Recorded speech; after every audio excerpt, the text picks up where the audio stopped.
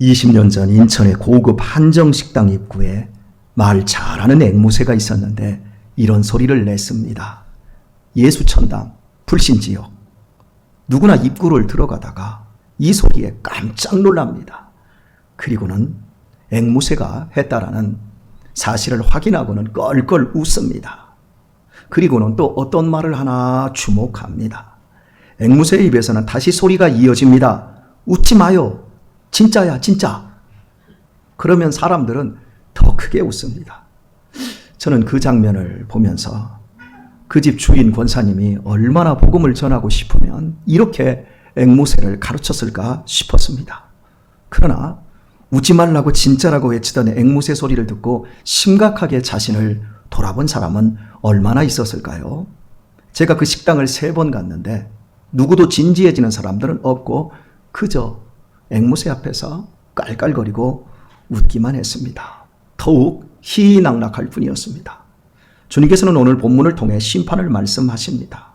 선한 일을 행한 자는 생명의 부활로, 악한 일을 행한 자는 심판의 부활로 나올 것이라 하시면서 당부하신 말씀은 이를 기히 여기지 말라였습니다.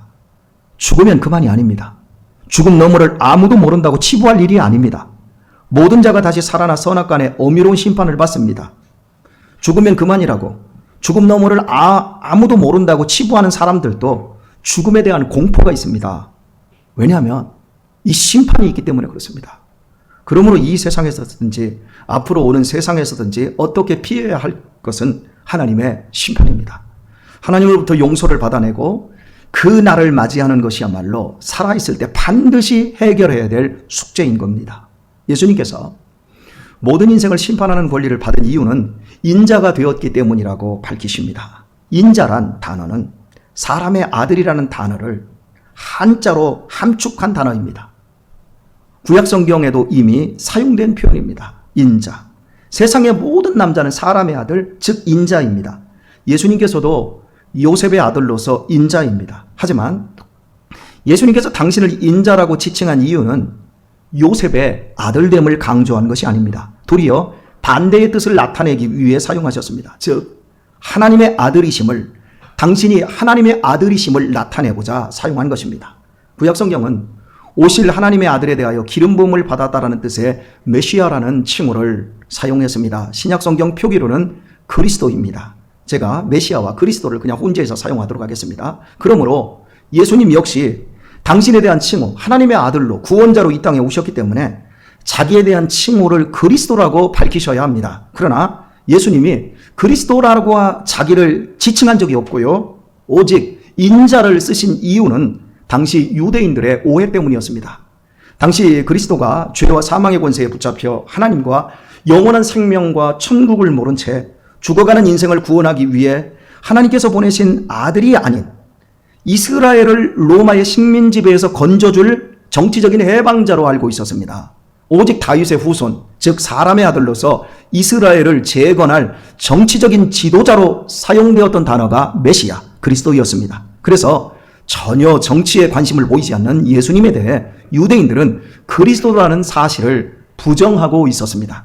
그럼에도 죽은 자를 살리고 소경을 눈뜨게 하고 귀신을 쫓아내는 예수님의 기적까지는 그들이 부정할 수가 없었어요.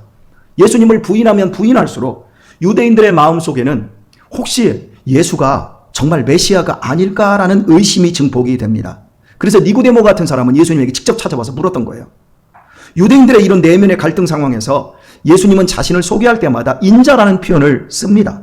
강한 긍정은 사실은 부정을 의미하고 강한 부정은 강한 긍정을 나타낼 때 쓰는 어법임을 여러분도 아시지 않습니까? 모르는 사람들에게 제가 제 신분을 밝히지 않아도 사람들은 저를 금방 목사라는 것을 알아챕니다. 그런데 제가 그 사람들이 묻지도 않는데 저는 평신도라고 계속해서 말을 한다고 하면 그것은 우회적으로 제가 목사임을 밝히는 것과 같습니다. 계속해서 인자를 강조함으로 예수님은 자신이 구약성경에 약속된 하나님의 아들 메시아라는 사실을 밝히신 것입니다. 유대인들을 포함하여 하나님의 택한 백성을 그 죄에서 구원하기 위하여 오신 그리스도임을 확고하게 드러냈다라는 것입니다. 이런 사정을 염두에 두고 오늘 말씀에서 예수님께서 당부하고 있는 말씀을 생각해 보려고 합니다. 인자됨을 인하여 심판하는 권세를 주셨느니라 이를 기이 여기지 말라. 예수님의 말씀이거든요. 기이 여긴다는 것은 놀라고 이상하게 생각한다는 의미입니다. 당연하지 않아서 당황하며 비웃는다라는 표현입니다. 예수님께서 당신이 인자가 되었기에 심판권을 받았다라는 말에 대해 유대인들이 몹시 이상하게 여기는 눈치였던 것입니다. 유대인들은 우리처럼 구약성경에 예언되어 있듯 그리스도로 말미암은 심판으로 인한 인류의 종말을 알고 있었습니다. 그것은 분명 세상 사람들이 가진 자연 재앙으로 인한 종말이 아니라 하나님의 심판인 성경적인 종말이었습니다. 그러므로 예수님께서 심판을 말씀하실 때 그들이 예수님의 그리스도 되심을 믿든 안 믿든 이상할 것은 전혀 없었습니다. 종말과 심판은 당연한 얘기이기 때문입니다. 그런데 그들은 예수님의 종말, 심판을 이상하게 여겼습니다. 이유가 무엇일까요? 하나님의 심판과 종말에 대한 예언을 단순히 성경적인 이론으로 치부했기 때문입니다. 심판은 어디까지나 성경 예언일 뿐, 그들의 관심은 지금 먹고 사는 데 집중되었을 뿐, 삶과는 무관한 얘기였던 것입니다. 그들을 지도하는 제사장들과 서기관들 역시 하나님의 심판과 종말의 설교를 하지 않았습니다. 지금까지 유대인들이 늘 들어왔던 것은 현실적인 윤리와 정치 문제였지 최종적인 하나님의 심판이 아니었습니다. 그러므로 아직도 종말에 대하여 말하는 선지자가 있는가 하여 경멸의 눈으로 예수님을 쳐다보았던 것입니다. 마치 앵무새가 잘도 찌꺼리는구나 하고 한바탕 웃고 만 것처럼 심판을 말씀하시는 주님의 말씀이 글이 된 것입니다. 유대인들은 너무나도 눈앞에 보이는 문제에만 급급했기 때문에 이미 그들의 머릿속에는 죽은 자들이 모두 다 다시 살아나며 하나님께서 자신들의 모든 행위를 판단하실 것이라는 사상이 지워져 있었습니다. 그래서 무덤 속에 있는 자가 다 그의 음성을 들을 때가 온다라는 주님의 말씀이 아주 먼 옛날 이야기처럼 들리는 것입니다. 우리 교우님들을 제외하고 제 설교를 유튜브를 통해서 정기적으로 듣는 분들이 대략 30여 명 정도입니다. 그 중에서 제 설교를 듣고 난 후 반응을 지인들에게 알려오는 경우가 있는데 대부분의 반응이 이렇습니다. 아직도 성도들 눈치 안 보고 성경대로 설교하는 목사님이 계시네 하면서 놀란 반응을 전해옵니다. 이 시대의 목사들이 성도들 기분 상하지 않게 좋은 얘기만 골라서 한다는 것을 평신도들이 알고 있는 것 같습니다. 개인의 종말인 죽음과 성경 이야기하고 있는 성경이 이야기하고 있는 종말의 심판에 대해 듣는 것을 사람들이 싫어하니까 설교자들이 안 하는 것이고 또 이렇게 안 하다 보니 성도들은 더욱 듣기 좋은 현실적인 문제에만 집착하게 됩니다. 그런 상황에서 제 설교는 아직도 70년, 80년대에 하던 설교자들의 스타일로 이상하면서도 신선하게 여겨지는 것 같습니다. 여러분은 제 설교를 들으면서 인생의 허무와 나의 어미로운 마지막을 느끼며 더 분발하는 마음이 드십니까? 아니면 목사가 어지간히도 고집스럽게도 죽음에 천착한다며 짜증이 나십니까? 현재는 과거와 미래 사이에 끼어 있습니다. 현재에 치중하면 최종적인 심판을 잊게 됩니다. 물론 심판에만 집착하면 현재를 잃어버릴 수도 있습니다. 현재 속에 미래가 있습니다. 그러므로 지혜로워야 합니다. 먹고 사는 일은 큰 문제입니다. 병치레하는 것도 큰 일이고 자녀 양육하고 출가시키는 것도 큰 일입니다. 그러나 여기에만 내어 달릴 수 없는 것은 주님께서 나의 행동을 달아보고 계시며 최종적인 심판이 있다라는 사실이 있습니다. 호스피스에서 24년을 근무한 죽는 사람들을 돌본 독일 사람이 책을 썼습니다. 마지막 죽어가는 사람들이 후회하는 8가지. 그 8가지 중에 대표적인 것이 너무나 일을 열심히 했다. 그리고 나는 너무나 다른 사람의 눈치를 보면서 살았다. 그리고 나는 내 감정을 너무나 표현하지 못했다. 여러분, 너무 열심히 일하는 것 좋지요. 열심히 공부하는 것 좋지요. 그런데 마지막 죽음 선상에 서면 너무 열심히 일하는 것을 후회한답니다. 우리가 세상에만 매어 달릴 수 없는 분명한 사실, 그것은 우리 인생의 종말이 있다라는 사실에 있습니다. 그러므로 죽음을 생각하는 종말에 대한 의식은 결코 신앙이 사치스럽거나 이상할 일이 아닙니다. 도리어 정통한 신앙의 일입니다. 결코 죽음과 심판과 종말은 지역적인 신앙의 일이 아닌 우리의 주된 일인 겁니다. 역사를 살펴보면 핍박을 당할 때 교회와 신앙은 대단히 종말론적으로 변모했음을 알게 됩니다. 주님께서 빨리 오셔서 세상을 심판하시고 우리의 삶을 신원하여 주시는 것밖에는 교회나 개인적인 소망이 없었습니다. 말씀을 굳게 잡고 현실의 문제를 종말 속에서 녹여내며 오늘 더욱 신실하게 헌신하며 살아냈습니다. 그러나 핍박의 시대가 지나가고 교회가 번영의 맛을 보게 되면 종말에 대한 약속과 예언은 잊어버리고 현실과 야합해서 어떻게 해서든지 안정된 현실을 연장시키는 것이 사명이라고 생각하게 됩니다. 이렇게 되면 죽음과 종말의 심판은 더 이상 설교하지 않게 되고 기름을 준비하지 않은 미련한 다섯처녀처럼 교회와 성도는 세상 욕심과 쾌락에 취하여 영적으로 잠들게 됩니다. 이 상태가 주님이 경고한 마지막 때의 모습입니다. 제가 어렸을 때 한국교회는 아직 종말의 신앙을 잃지 않고 있었습니다. 일제 신사참배에 반대하다가 핍박을 받았고 공산당의 박해를 경험한 목사님들이 많이 있었기 때문입니다. 그래서 제가 어린 시절 배운 신앙이 순교와 재림신앙이었습니다. 성경학교 수련회의 주제도 거의 순교였습니다. 주님을 위해서 순교할 수 있느냐는 것입니다. 저 역시 전도사 시절의 아이들에게 순교 설교를 참 많이 했었습니다. 그리했기에 한국교회는 세상을 등지고 주님을 따르겠다고 하는 많은 목회자와 선교사들을 배출할 수 있었습니다.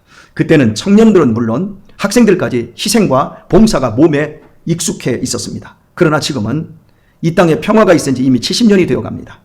이제 한국교회는 주님의 재림을 잊어버렸습니다. 1998년 이장림 씨의 재림 사기극이 SBS 방송을 탄 이후 한국교회 강단에서는 종말을 설교하는 것을 꺼리게 되었습니다. 이제는 순교와 재림을 설교하면 알러지 반응을 일으킵니다. 평안과 축복, 안식, 성공담 설교를 해야 좋아합니다. 그런 교회들이 또한 많이 성장을 합니다. 그래서 우리 한국교회는 순교신앙을 잃어버렸고 교회 안에 상처와 시험에 든 허약한 성도들만 그득하게 되었습니다. 하나님께서 나의 모든 행실을 달아보고 계시며 나도 하나님 앞에 서야 한다는 사실을 잊는 것은 비극입니다. 그것만큼 무서운 신앙도 없습니다. 자신의 영혼이 안전하다고 생각할 뿐 실은 안전한 상태가 아니기 때문입니다. 그래서 바른 그리스도인은 현재를 통해서 미래를 봅니다. 미래를 가지고 현재를 투영합니다. 종말의 눈으로 현재를 평가하는 성도는 슬기로운 다섯처녀와 같습니다. 이런 성도의 생활에는 긴장감이 있습니다. 지금 눈앞에 하고 싶고 갖고 싶고 즐기고 싶은 것이 많지만 영원한 것을 위해 오늘을 참고 충성합니다. 당장 눈에 보이는 것이냐, 보이지 않는 하나님의 약속을 붙들 것이냐 막 줄타기를 합니다. 이런 갈등이 있지만 결국 종말과 심판 때문에 영원한 약속을 향하여 나아갑니다. 이것이 믿음으로 사는 것입니다. 그러나 앞으로 있을 심판을 생각하지 않는 사람의 신앙생활에는 긴장감이 전혀 없습니다. 남이 하면 자기도 해야 합니다. 남들이 사는 만큼 나도 살아야 되고 남들이 가진 만큼 나도 가지고 오려고 합니다. 그래서 눈에 보이는 결과는 많이 모으고 많이 가질 수 있습니다. 자기 욕심을 채우며 재미난 삶을 살지만 다 없어질 것만을 위할 뿐 믿음으로 산 증거를 가지지 못합니다. 죽음의 날이 가까워올수록 두렵고 최후의 순간에 미련한 다섯처녀처럼 부끄러움을 당할 뿐입니다. 터키의 시인 나짐 히크메트는 인간의 어리석음을 이렇게 말을 했습니다. 어린 시절이 지루하다고 서둘러 어른이 되는 것, 그리고는 다시 어린 시절로 되돌아가기를 갈망하는 것. 인간의 어리석음이랍니다. 돈을 벌기 위해 건강을 잃어버리는 것, 그리고는 건강을 되찾기 위해 돈을 다 잃는 것. 어떻습니까? 그렇지 않습니까? 미래를 염려하느라 현재를 놓쳐버리는 것, 그리하여 결국 현재에도 미래에도 살지 못하는 것. 결코 죽지 않을 것처럼 사는 것, 그리고는 결코 살아본 적이 없는 듯 무의미하게 죽는 것. 대단한 통찰력이 아닐 수 없습니다. 대부분의 많은 사람들이 이렇게 삽니다. 영원히 죽지 않을 것처럼 삽니다. 그리고는 결코 살아본 적이 없는 듯 무의미하게 이 땅에서 죽어갑니다. 어리석음과 미련함으로 삶을 망쳐버리는 것입니다. 지혜로워야 합니다. 제가 이번 휴가 기간에 제 고향에 갔었습니다. 나이 50이 넘으면서 중고등학교 시절에 공부도 잘했고 참 괜찮았던 애들을 만나고 또 그 아이들의 소식을 들었습니다. 그런데 말입니다. 중고등학교 시절에 전혀 술, 담배도 안 했던 애들이 술, 담배를 하고, 그리고 중고등학교 시절에 그렇게 범생했던 애들이 도박에도 빠지고, 그리고 이혼해서 호래비가 되어서, 저는 이렇게 보기에 쉬운 3살 같지만 바짝 늙어가지고 그렇게 비참하게 사는 그 친구들을 보니까 사람이 어리석으면 안 되겠구나. 사람이 하나님을 떠나면 결국 저것밖에 없구나. 그런 모습을 보게 되어집니다. 정말 지혜로워야 합니다. 내가 누구인 줄을 알고 어떻게 살 것을 분명히 알고 우리는 지혜롭게 살아야 합니다.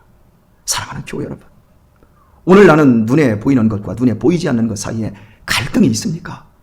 나의 모든 행동을 하나님이 달아보시며 나의 모든 삶에 대하여 하나님께서 심판하실 것이라는 두려움이 있습니까?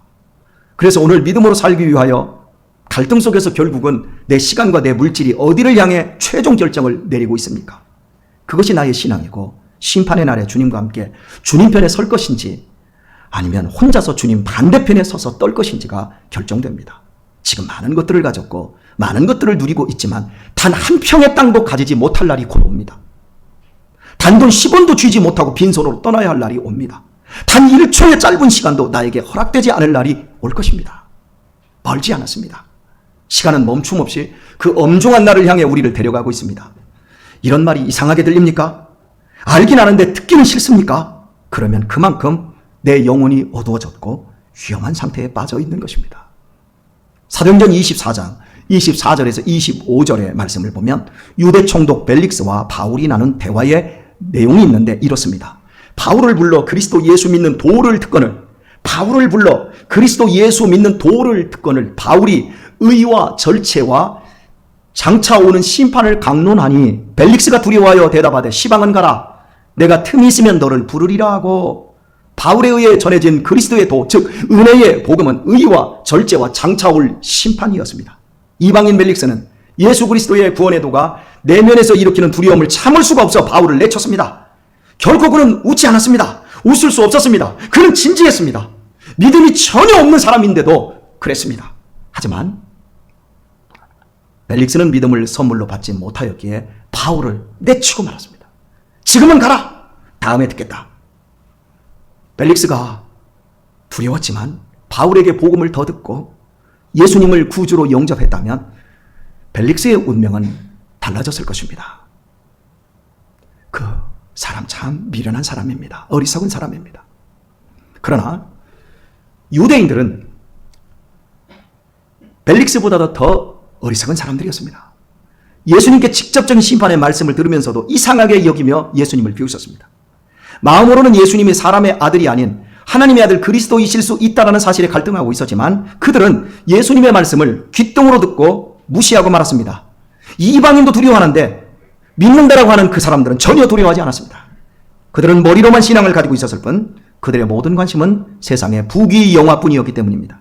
결과적으로 유대인들은 무늬만 하나님을 믿을 뿐 속은 벨릭스보다 더 신앙이 없는 불신자들이었던 것입니다. 예수님에게 말씀 듣는 가장 좋은 자리에 있었지만 그들에게 주어질 마지막 심판의 자리는 어디 있겠습니까? 유대인들이 지금은 비웃고 있지만 심판의 날 과연 웃을 수 있겠습니까? 최후 심판을 믿는 자만 자기 삶 속에서 절제해야 할 것을 주저없이 절제할 수 있고 심판을 믿는 자만 하나님과의 바른 관계를 추구해 나갈 수 있습니다. 이런 의미에서 하나님의 심판을 아는 것은 믿음의 바른 시발점일 수 있습니다. 오늘의 말씀을 맺겠습니다. 지금 우리는 왜 이 금쪽 같은 휴식할 수 있는 시간에 여기에 온 것입니까? 삼복더위에 푹푹 찌는 시간, 지난밤에 잠도 설치셨을 텐데 이른 이 아침에 여러분은 왜 여기에 온 것입니까?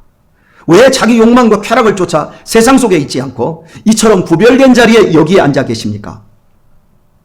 그것은 여러분이 하나님으로부터 믿음을 선물로 받았기 때문입니다. 그 믿음 때문에 우리가 죽을 수밖에 없는 존재라는 사실과 하나님의 심판이 있음을 알았고 그날 상 받을 것을 바라기 때문에 여기에 온 것입니다. 우리는 지금 무엇을 절제하고 무엇을 더 포기해야 할지, 내 삶의 어떤 부분에서 하나님과의 관계를 더욱 더 곤고히 해야 할 것인지를 배우기 위해 여기에 있습니다. 한마디로 하나님을 바로 믿고 하나님의 말씀을 실천하기 위함입니다. 아멘이십니까? 그렇다면 웃으십시오. 웃으세요. 오늘 제가 눈치 안 보고 선포한 설교는 성령님의 감동으로 받은 진짜이니까 웃으시기를 바랍니다. 그러나 꼭 기억하십시오. 오늘의 웃음이 마지막 날, 엄중한 심판의 날에도 동일할지는 제가 보장드릴 수가 없습니다.